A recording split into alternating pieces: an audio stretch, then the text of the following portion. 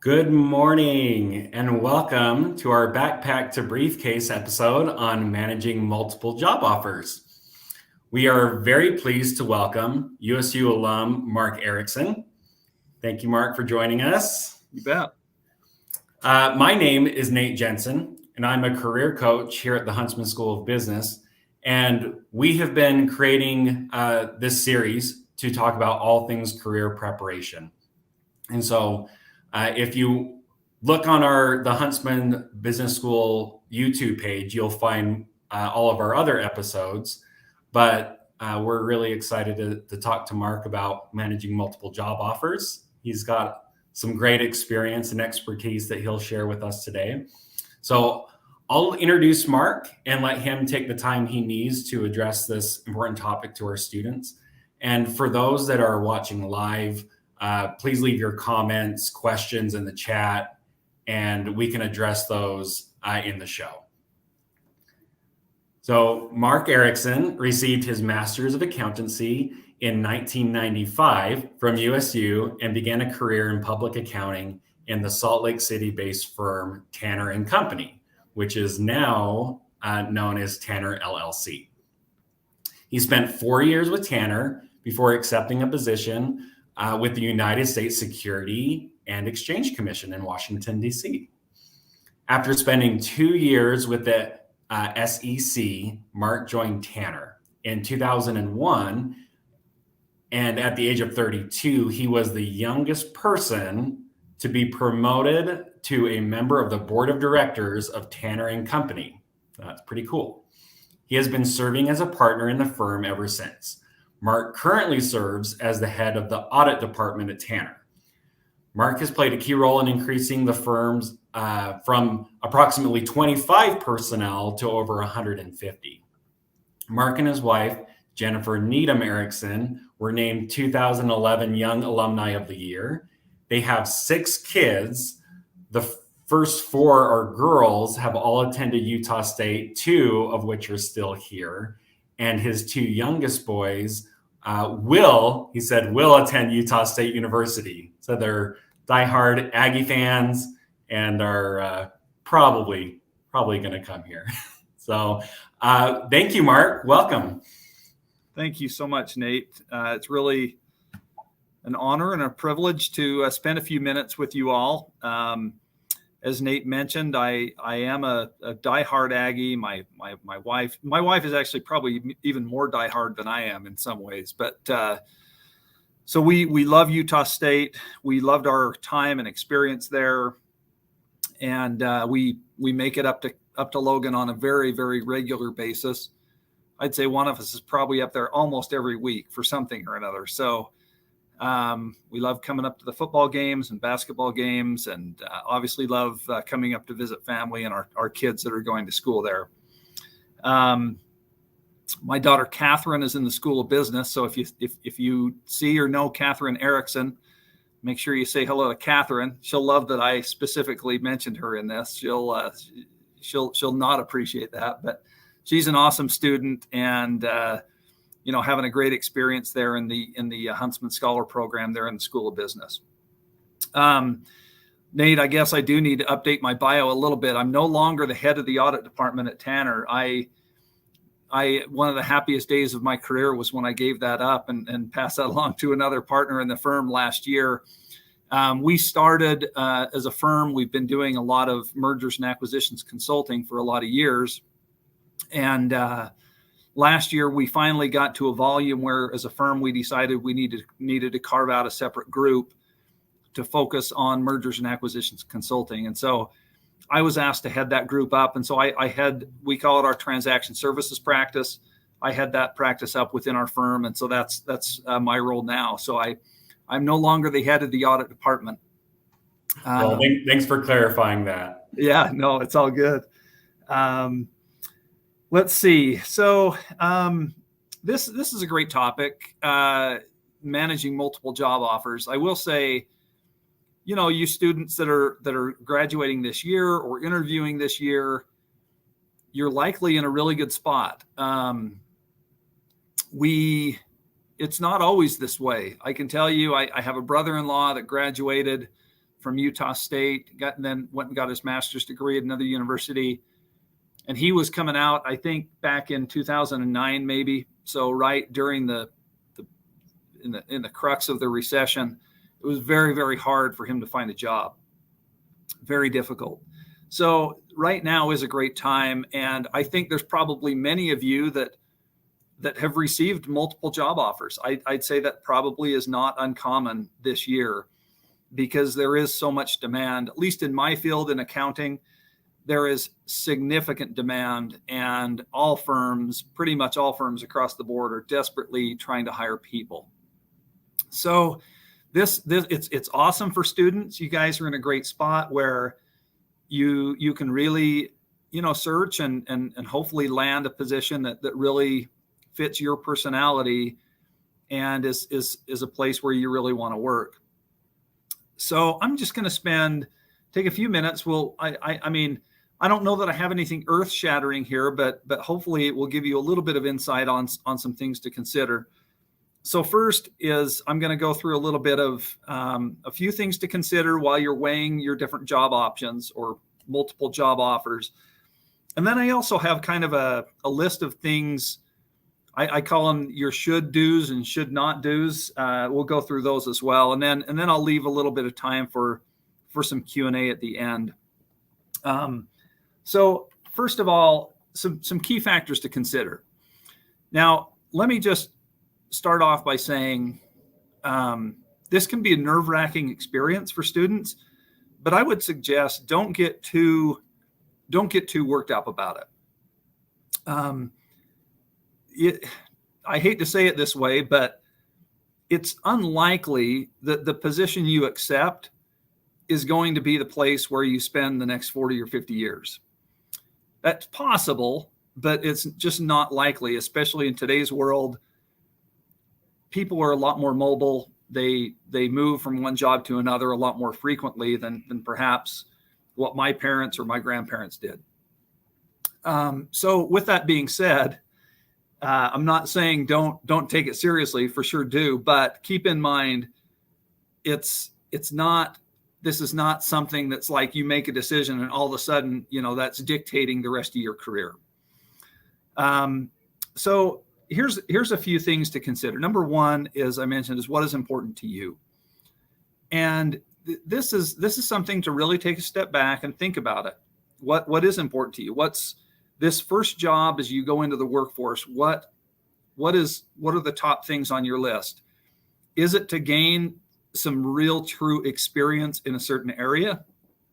Is it to meet certain people? Is it to do a certain type of work? Is it to be in a place where you can have constant learning and challenging experiences that will challenge and help you grow? Is it maybe perhaps your lifestyle is most important to you and finding a place where you can continue to live a certain lifestyle that you want? Maybe that's most important to you. So I think it is important to take a step back and really think about that. What is most important to you as you start considering your different options? Now, there are many, many things you consider. You can consider in all the different companies that are trying to hire you or that you're trying to recruit with. I've listed just a small handful here. Let's start with compensation, because I think that's the one that people see first and usually kind of maybe kind of hits your brain first, is compensation and benefits. So, and what I would say about this as well is, again, don't get too hung up on compensation and benefits. You could create a spreadsheet and map out all, comparing these three different companies, what their salary is, what their PTO is, what their health insurance is, what their 401k is. Do they have an HSA? What other perks do they have? Do they pay for your cell phone? You could get crazy and have, analyze everything down to the dollar and say, well, okay, based on these three companies, I've asked all these questions, and this one here, when I add it all together, their benefits are $1,500 more, or their compensation and benefits is $1,500 more than the next one. Yeah, okay, that's that's certainly doable, and you can do that. I don't think it's worth it, guys. My feeling is, generally speaking, most of the compensation and benefits, at least when you start out, certainly in my field, it's this way in accounting. When you start out, there is not going to be significant variation from one firm to the next. You might find a little bit, but usually it's most offers are in the ballpark pretty close to one another. And what I would say is, don't get hung up over $1,000 here and there of deciding, well, this one's 1,000 more, this one's 1,000 less, whatever. Certainly it needs to be competitive. I'd say make sure that your offer that you're thinking about accepting is competitive, without a doubt, and make sure that you're comfortable with the amount that you are being offered. But I think getting into this game of nitpicking and comparing one to the other down to the last dollar may not be worth the time. Once you get into an organization, obviously the starting salary is somewhat set. It's not super negotiable in a lot of cases, but certainly once you get there, from that point on, it is. And based on your performance and where you stack up within that organization, now at that point, going forward, you certainly can negotiate and maximize the compensation that you're receiving. So anyway, definitely consider it. Obviously, it's a point of consideration, but I would suggest in most fields that it probably shouldn't be your number one factor when you're considering multiple job offers, because frankly, most of them are pretty close to the same. And your opportunities for moving up in compensation are going to depend largely on your performance and how you do. The next one I listed here is growth and opportunity. So clearly, I think those of you who are interviewing, you want to get into a place where you can grow personally, where you can grow in your skills and your knowledge and expertise, and also where you have opportunity to move up hopefully at a quick pace. I think that is an important factor to consider, and you can talk to the companies that you're looking at. You can talk to them about this. What are my opportunities for growth? What are my opportunities for career progression and promotion? How quickly does that happen? How is that determined? How do you determine who's ready for promotion? One thing that I like to talk to students about that we have here at Tanner is we created a long time ago, me and another partner decided it was important that we had a more clear explanation of a career path. And so we created a document that's called our Career Pathways document. And it really lays out to move to the next level. These are the skills and attributes that you need to develop and master before you're going to be promoted to the next level. And so it's really helpful because our newer employees can look at that and say, okay, these are, as a new person coming in, this is the stuff that I really need to focus on, that I need to develop and get good at. And it allows them to work with their coach, set some goals, and really work towards mastering those skills that will help them get to the next level. But I think considering that, what opportunities are there for advancement? How easy is it for you to make it to the next level? If it's somewhere where you think you may want to work long-term, that's another great question is, okay, well, if I'm going to be there long-term, looking way down the road, if I'm going to be there long-term, this is what I want. And what opportunities are there for me to get there? Is it kind of one position that it basically I'd have to wait for someone to either die or retire before I get it? Or is it something where, based on the growth of the company, more positions open up that would allow me the kind of opportunity to grow into something like that? So understanding that growth potential and those future opportunities, I think, is really important as you consider where you're going. Learning potential. So training and learning is really key. There's so many different ways to go about doing this. Clearly, there's on-the-job training, and I think that's an important aspect to consider and talk about is how do you train your new hires that come in? What opportunities do they have for hands-on learning? And Who takes the time to do that? What external sources does your company use for training? This is a really important one, because if there's ways to do this on the cheap, and there's ways to really invest and spend resources on some very valuable high return types of training.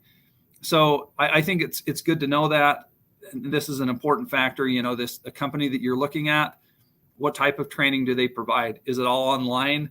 Maybe they've just gone and they have kind of the cheapest training they can find, or do they really invest resources in the training and development of their people? Knowing that will also give you a glimpse into how they view their people and how they consider you as an employee.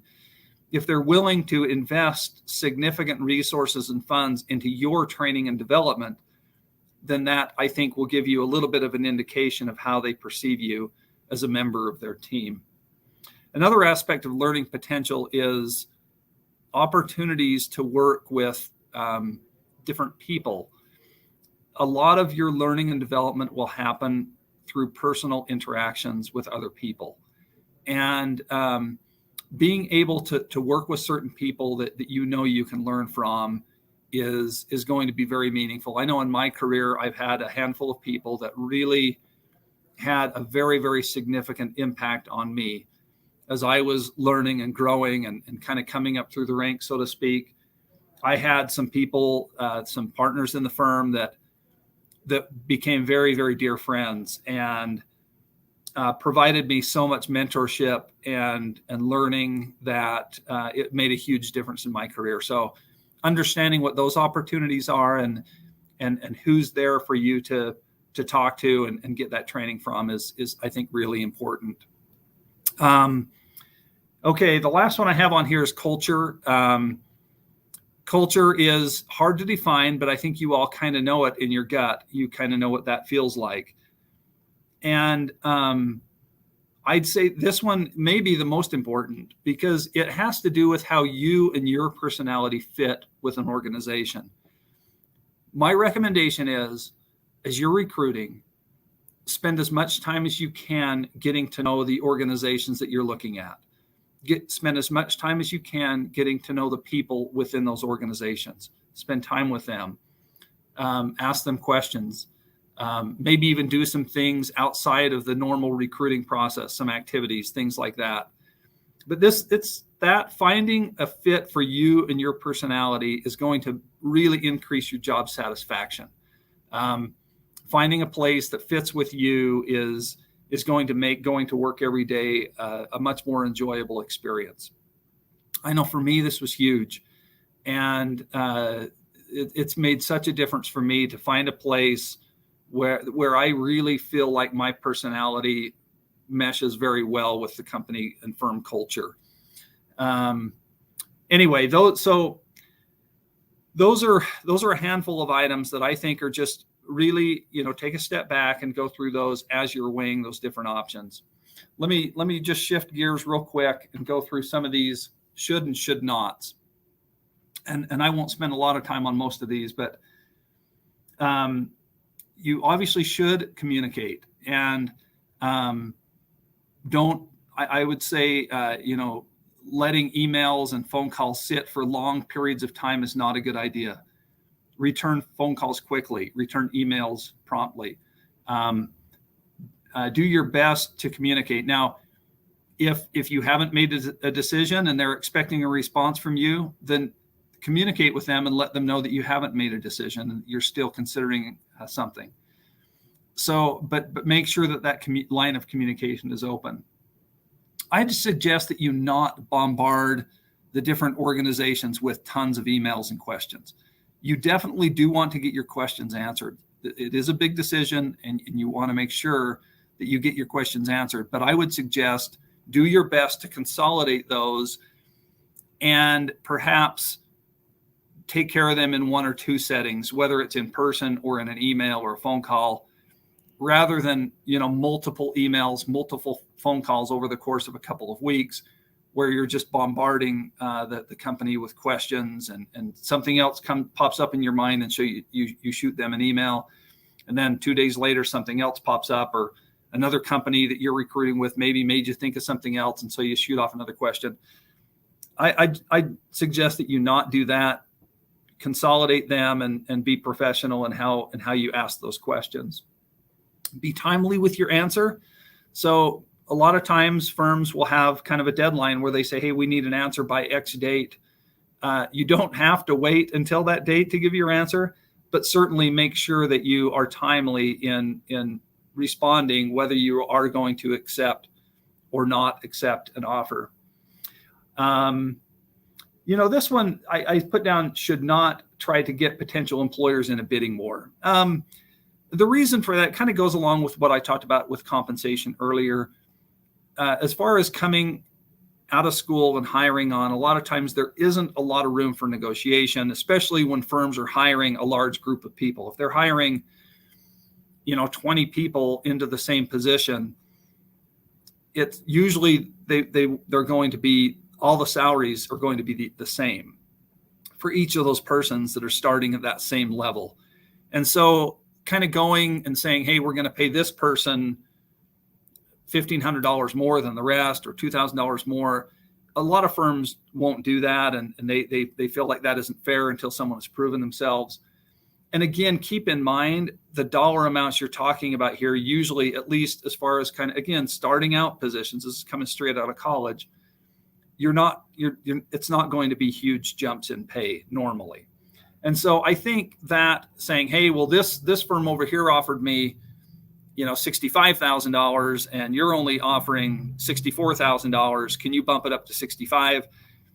Sometimes we'll leave firms with a little bit of a bad taste in their mouth. And I just personally, I don't think it's worth it. I think make sure that you're comfortable with the offer, that it's a good offer. And if those other aspects, it checks all the boxes for you, then I'd say go for it. And don't get too hung up over small differences in compensation. You should certainly be honest yet tactful, and make sure that you don't burn bridges. It's okay to decline a job offer. The folks that have given you that offer likely are not going to be offended. We understand we're not the perfect fit for everyone. We totally get that. So, but obviously be polite and respectful. Show gratitude for the that they would consider you for that position.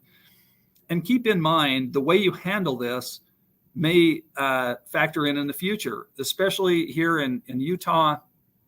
It's kind of a small world, and you find that you do bump into the same people quite often throughout your career.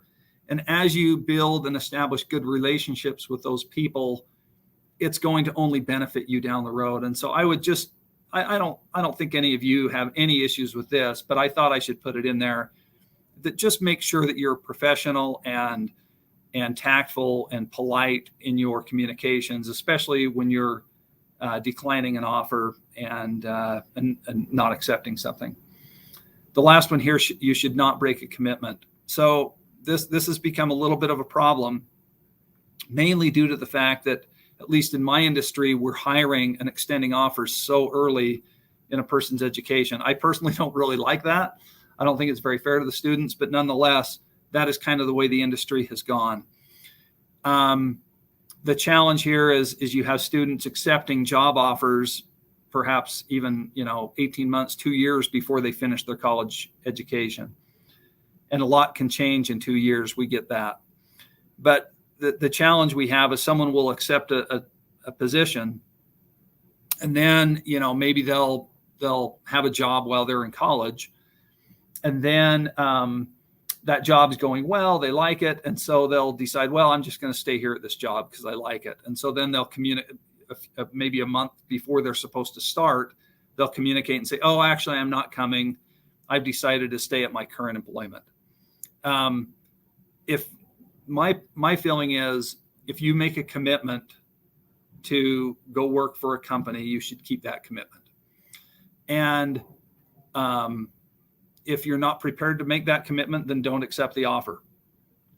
So I'd say, with limited exceptions, once you have accepted, you should fulfill that commitment and go work for them. Some of those exceptions may be, again, there are life circumstances can change. Maybe you were single at the time and you got married, and you as a couple, maybe one of the spouses has accepted an education across the country in a different part of the country. And so you're going to be moving and living in a different part of the country, and maybe that won't work for the employer that has hired you. That it's understandable. Those things happen, but make sure if that does happen, that's communicated very, very timely. As soon as you know that, make sure that that's communicated with that employer so that they can hopefully make some adjustments and fill that spot that they have reserved for you. I tell students, we make a commitment to you, and we are holding that position for you, and we expect the same from you, that you're making a commitment to us. So anyway, the last thing I'll say, and then I think, Nate, we can take a question or two, is I feel like your first job out of college is really important. It's a foundation building opportunity. And my recommendation is that you give it some time. I do see, in my profession, a lot of people will work in their, they'll work in public accounting for 18 months or 2 years, and then they'll leave. I'm a big fan of give it time, act like it's another higher level degree in your education. Give it that 4 or 5 years before really making a decision as far as kind of what direction you want to go. So that's the last point I'll make is give that first opportunity, that first job, a good opportunity to grow and develop and really maximize your experience in that spot. So with that, Nate, let's see if you have a question or two. Okay.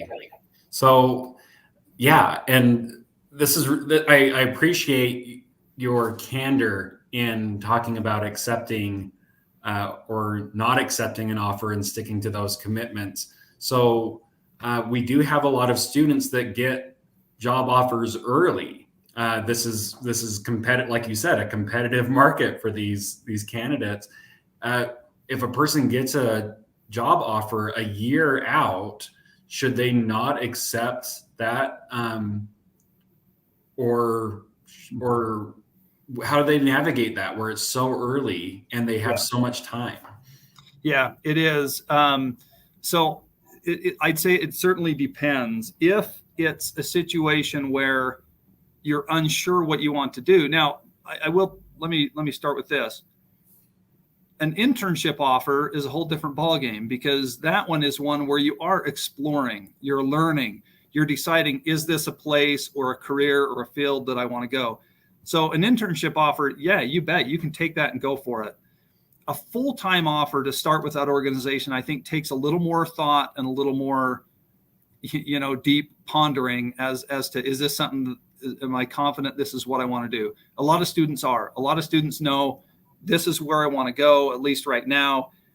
And this is the firm. I love this firm. They seem like they're a great fit for me, and I want to go work there. And if I get an offer, I'm going to take it.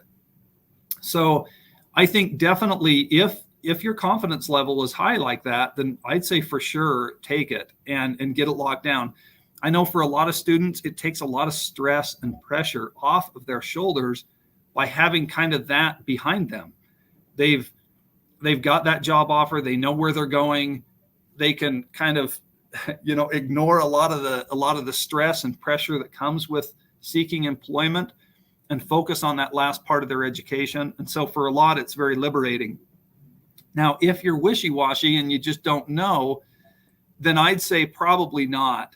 I don't think it's a good idea to make that commitment if in the back of your mind you're thinking, well, it's 50-50 whether I actually keep this commitment or not. I want to take it because I want to have something in my back pocket as a just in case, but whether I actually start there or not is really undecided.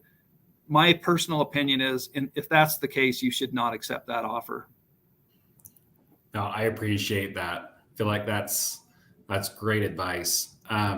We do have students that they're getting multiple offers, and maybe they get an offer first from a firm or a company that is not their first choice. Everyone has kind of what they prefer, so they're waiting on their first choice. What do they do in that situation? Yeah, so this happens a lot. I totally get this. It's okay to sit on it for a while, and it's okay to, again, like I said before, communicate that you're considering different things and weighing different options. That's okay. I think especially nowadays, most of us expect that a lot of students do have multiple offers, and they are going to weigh those options. Again, the challenge you have is oftentimes there is a deadline, and you have to make a decision before that deadline hits. Now, if you're still waiting on that job offer from your first choice and the deadline is fast approaching, then you've got a couple of options. You can go to your first choice and you can try to spur them along and say, hey, do you know when I'm going to be getting communication from you? Because if they truly are your top choice, you can tell them that. Say, you're my top choice. I really want to go there. And, but I have to make some decisions here within the next week or whatever it might be. It's okay to communicate that. Once that, if you have not heard from them and still don't have an offer, then it is tough decision time. And I guess it kind of depends on what type of a person you are. If you're a very, your risk tolerance level is very low, then you're probably going to be one of those people that says, you know what, it's a great opportunity. It's a great offer. I'm going to take it. If you're more of the type that, hey, I'm going to roll the dice and hold out for the one that I really want, then, you turn it down and then hope that something comes along. I will say in today's environment, probably not as big of a risk, because frankly, if you turn something down and then your number one choice didn't happen, your odds of being able to find another offer are probably very, very high. Again, this is speaking in my field in public accounting. There's just a lot of opportunities. And so, that's a little bit of a tough one. I'll add one thing onto that, Nate. This is something that I think I've seen numerous times. It's okay to tell people, hey, you are one of my top choices, or you're one of my top 3 choices, or I've narrowed it down to you and one other firm. If that's true, it's cool to say that, but don't tell someone they're your number one choice if they're not, because that actually does kind of make people, like, I've had situations where I've had students tell me, you are, no question about it, you're my number one choice. If I get an offer from your firm, I'm going to take it, hands down, no question. And then they got an offer and they didn't take it and they went somewhere else. Well, what does that cause me to think? It's like, well, were they being honest, or were they just blowing smoke? So definitely be honest in those communications. You don't have to tell someone they're your top choice. It's not like we're only extending offers to people that we know were their top choice, but so just be honest in those communications. No, I love that.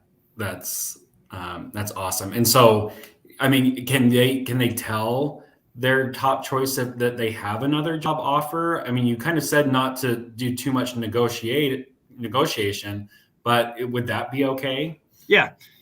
I don't think there's any issues with that. You can say, hey, I have a job offer that, is a good offer. It's with a good firm, but frankly, I'd really like to come and work for your firm. Can you tell me when that communication is going to happen? I think there's no problem with that. It's okay to tell people that you have a job offer. That's totally fine. In fact, that might be good, because it could spur them along a little bit to think, hey, this person, we think we really want them. They already have a job offer. And so we've got to jump on this quickly to get in that pool of offers to have a shot at them. So I think there's no problem saying, I have another job offer that I'm considering, but I'd love to consider your firm as well, or you're my top choice, or whatever the case may be. Again, just be honest about what you're saying, but there's no problem stating that you have another job offer on the table. Okay. Awesome. Just one more question. you were talking about those key factors at the beginning, and mentioning looking into their benefits, growth and opportunity, learning potential. Great advice for a student really weighing what firm they would like to work for. The question is, what's the best way to research the company? You said that it's so valuable to look into their culture, but how do you do that? Yeah, that's a great question. And I will say some companies and some fields make this a lot easier than others. In our field, in public accounting, I will say many firms have some sort of open house or activity where they invite the students down to really interact with not just the partner or the person that's doing the recruiting, but the entire firm. Those are awesome opportunities to really get a sense of what is this firm like, because you see how they interact with one another. You get to spend some time and ask questions of those people who have been there 6 months or a year, who are kind of in the trenches, so to speak. That will give you very valuable insight. Is kind of, well, how's your 6 months been? How's that first year gone for you? What have you been able to do? What type of clients have you worked on? What's your training like? When do you think you're going to get promoted? Those gives you great opportunities to do so. So if the potential employer does some sort of open house or recruiting event or things like that, if at all possible, I'd say absolutely attend that and be a part of that. Outside of that, there are obviously the interview processes. You can definitely ask questions through the interview process and educate yourself. Websites obviously have some information. Activities that we do on campus, like we do a Meet the Firms activity on campus every year. Again, another great opportunity, because usually most firms will have 4, 5, 6 people there that you can talk to, and you can ask those guys a lot of questions. So those are kind of the traditional ways. Now, outside of that, it's another option is to find a contact. Maybe you already know someone at that firm. If not, maybe introduce yourself to someone at that firm and invite them to lunch, or invite them to dinner. I don't know, but take an opportunity to spend some time with them where you can really get in detail and ask a lot of these questions. Maybe it isn't the recruiter or the person doing the interviewing. Again, maybe it's someone that that's been here for a year or two, but that might have some great information. And you certainly can do that. Take that time to sit down with a person or two from the firm, from the company, and ask them those questions and dig deep into how their firm operates. So those are a few ideas. You can get creative, but those are definitely a few options that are available to students. Well, that's amazing. This is really key advice. Like I said, we're for those that are watching this recording later, we're recording this right near the end of the fall semester. Students are getting a lot of offers. This will be applicable again in the spring, where more offers will be coming through. So thank you, Mark, so much for addressing this. Appreciate you. You've seen this, in your own company. I'm sure you've probably navigated this yourself. So thank you again.